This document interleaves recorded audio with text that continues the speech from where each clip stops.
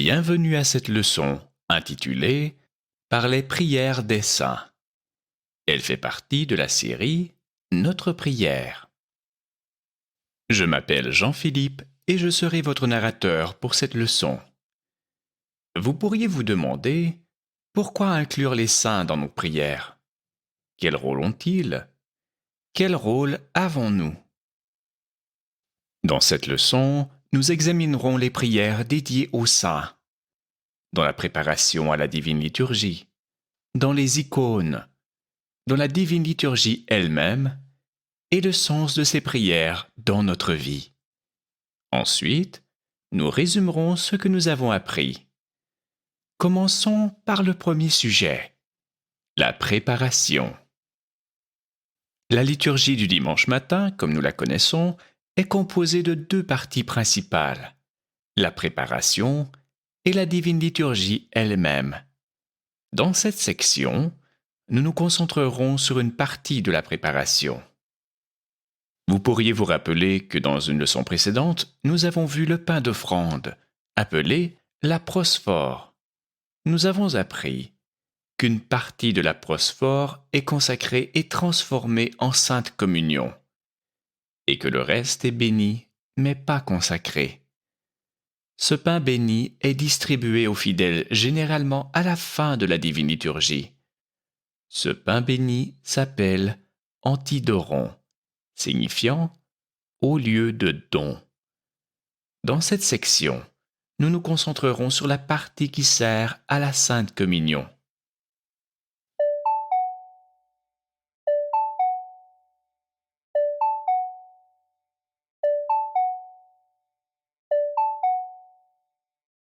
Il y a un sceau qui est imprimé au centre de la prosphore.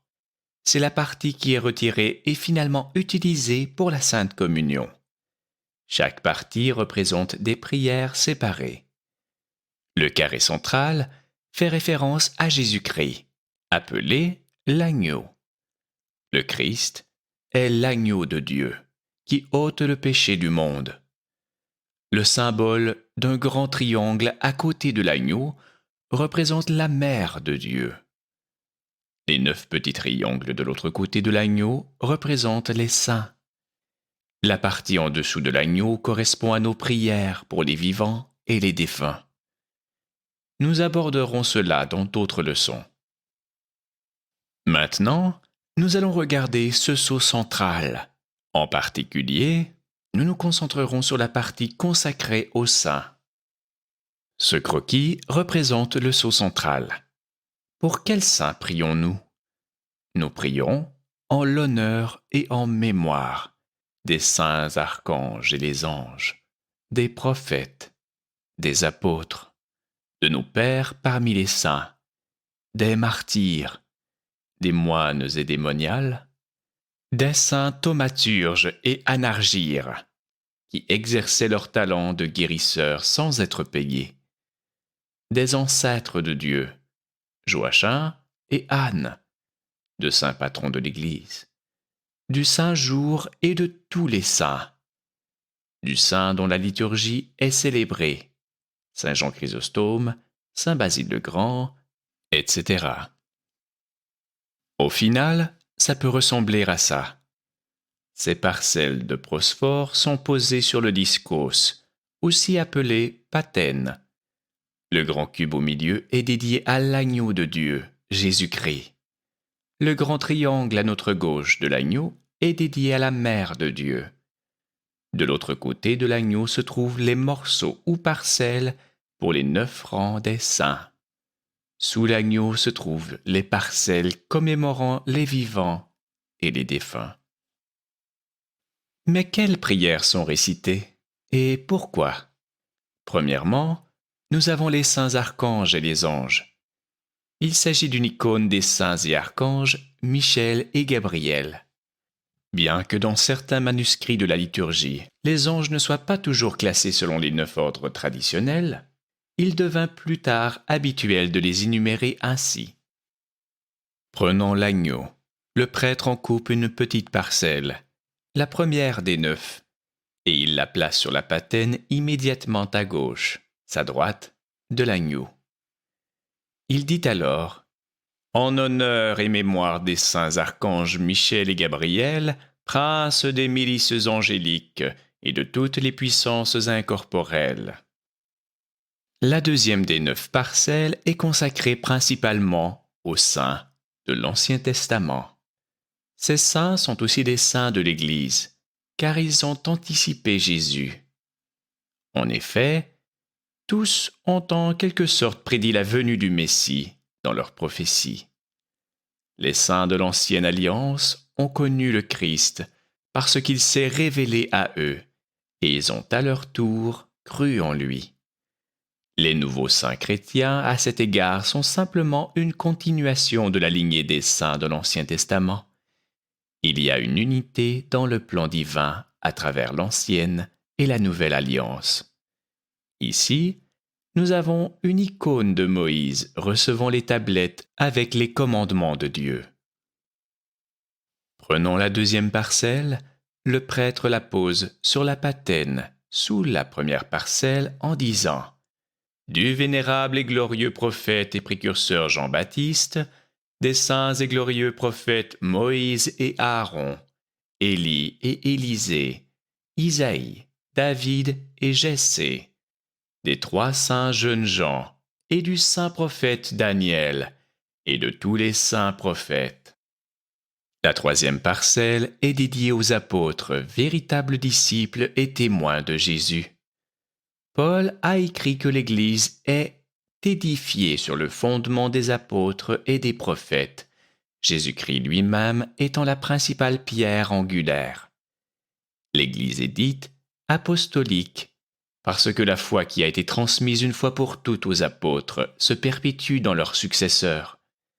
Ces évêques qui peuvent faire remonter leur succession jusqu'aux apôtres, conservant ainsi l'Église dans la foi apostolique. Prenons une troisième parcelle. Le prêtre la pose sur la patène en dessous du second, en disant: Des saints, glorieux et illustres apôtres Pierre et Paul, et de tous les saints apôtres. La quatrième parcelle est dédiée aux grands-pères de l'Église. Les pères sont les évêques et les écrivains chrétiens des premiers siècles qui, soit ont eu un contact direct avec les apôtres, soit ont pu, par l'intermédiaire de l'Esprit Saint, exprimer d'une manière particulièrement convaincante la foi apostolique pour l'Église. Prenons la quatrième parcelle, le prêtre la pose sur la patène à côté de la première en disant: De nos pères parmi les saints, les hiérarques et docteurs universels Basile le Grand, Grégoire le théologien, Jean Chrysostome, Athanase et Cyril, Nicolas de Myre et de tous les saints hiérarques. La cinquième parcelle est dédiée aux martyrs qui, par amour, se sont volontairement offerts en sacrifice. La mort de martyr est une victoire, la victoire d'un amour plus fort que la mort. Prenons une cinquième parcelle, le prêtre la place sur la patène en dessous de la quatrième en disant: Du saint apôtre et premier martyr l'archidiacre Étienne, des saints martyrs Démétrius, Georges, Pothin, Quentin, et de tous les saints martyrs, des saintes martyrs Thècle, Barbe, Catherine, Blondine, et de toutes les saintes martyrs. Le même principe s'applique aux 4 autres groupes de saints.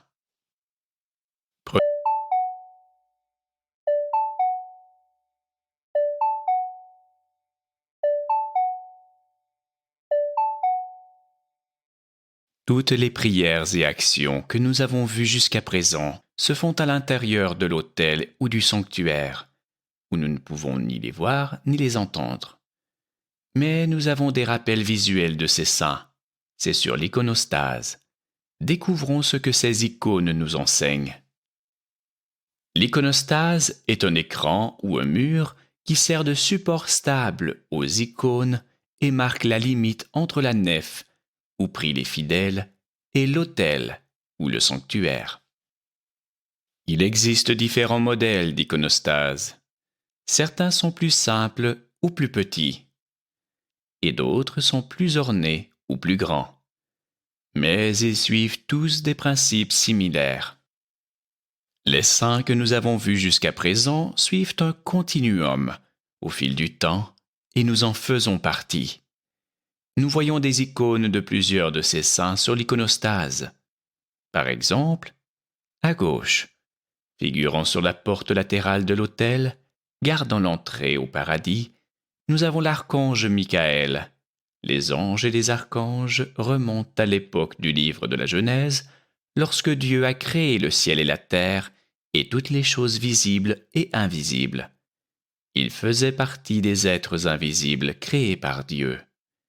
Puis, plus tard dans le temps, nous avons les prophètes, représentés sur la rangée du haut, comme Moïse et d'autres. Ils proviennent, pour la plupart, de l'Ancien Testament. Ils ont anticipé Jésus d'une certaine manière. Ils ont prédit la venue du Messie. Ensuite, nous avons la Mère de Dieu, tenant l'enfant Jésus. Cela représente l'incarnation de Jésus-Christ, qui s'est fait homme. Ensuite, sur les portes principales de l'autel, 4 des apôtres évangélistes sont représentés. Les apôtres étaient les véritables disciples et témoins de Jésus.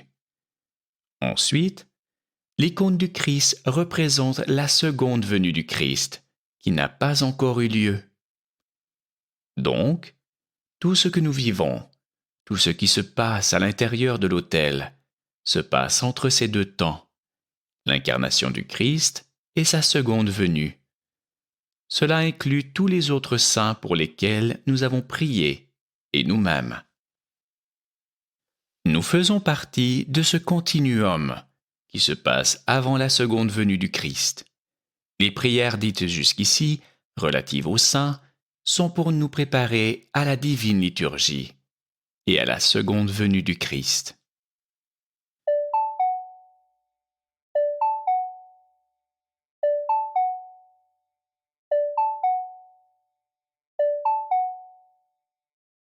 Explorons les prières pour les saints dites pendant la divine liturgie. Jusqu'à présent, nous avons vu les prières dédiées aux saints en préparation à la liturgie. Maintenant, nous allons voir la divine liturgie elle-même. Faisons mémoire de la toute sainte, toute pure, bénie par-dessus tout, notre glorieuse souveraine, la Mère de Dieu et toujours Vierge Marie. Avec tous les saints, confions-nous nous-mêmes et les uns les autres, et toute notre vie au Christ, notre Dieu. Nous entendons cette prière pendant la grande litanie vers le début de la liturgie et environ 3 fois de plus pendant le reste de la liturgie.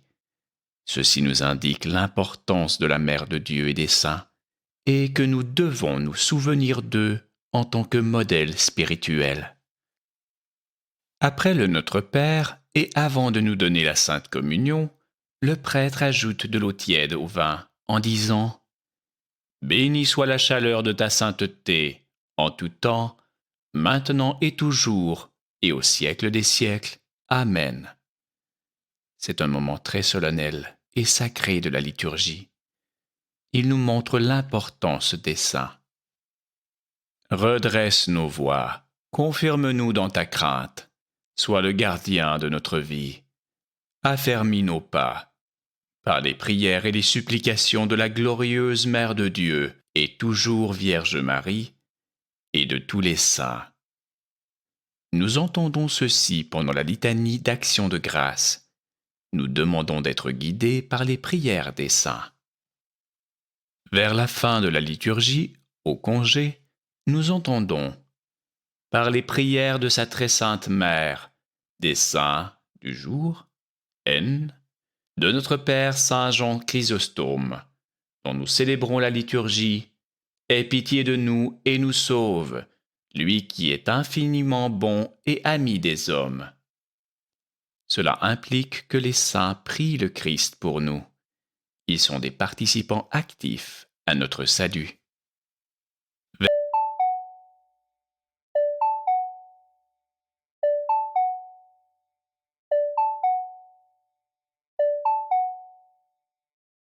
Voyons quel sens ces prières ont dans notre vie. Pour comprendre le sens, nous devons d'abord comprendre qu'est-ce qu'un saint et quel est notre rôle. Que sommes-nous censés faire? Une personne sainte est celle qui est renouvelée et transformée par le Saint-Esprit. La sainteté est la bonté de Dieu. Quant à nous, avec Dieu comme source de la vraie sainteté, tous les chrétiens sont appelés à être des saints. En faisant mémoire des saints, comme eux, nous essayons de confier notre vie au Christ. Par les prières des saints, nous demandons à Jésus-Christ de se montrer miséricordieux envers nous, de nous guider et nous sauver. Par les prières de la Mère de Dieu, ô Sauveur, sauve-nous.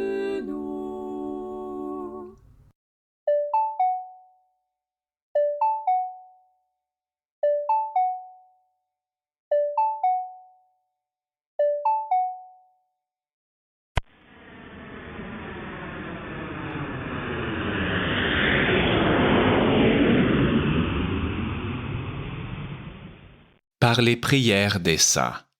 Résumons ce que nous avons appris. Préparation. Avant la divine liturgie, le prêtre prépare le pain appelé prosphore, afin que la partie centrale de celui-ci puisse être consacrée et transformée en sainte communion pendant la divine liturgie. Le seau rond au centre de la prosphore guide ses prières. Une section de ce seau est dédiée aux saints. Nous avons vu des prières que le prêtre dit en plaçant ses parcelles de la prosphore sur la patène. Icône. L'office de préparation que nous avons étudié a lieu à l'intérieur de l'autel, où nous ne pouvons ni l'entendre ni le voir. Mais nous avons des rappels visibles de ces saints sur l'iconostase. Les saints forment un continuum dans le temps, et nous en faisons partie. De l'archange Michel, représenté sur la porte latérale de l'autel, qui remonte au livre de la Genèse, aux prophètes, à l'incarnation du Christ, aux apôtres et aux autres saints, et à nous-mêmes. Nous nous préparons tous à la seconde venue du Christ. Divine liturgie. Au cours de la divine liturgie, nous sommes appelés à nous souvenir des saints. Ils sont nos modèles spirituels et ils intercèdent en notre faveur devant le Christ.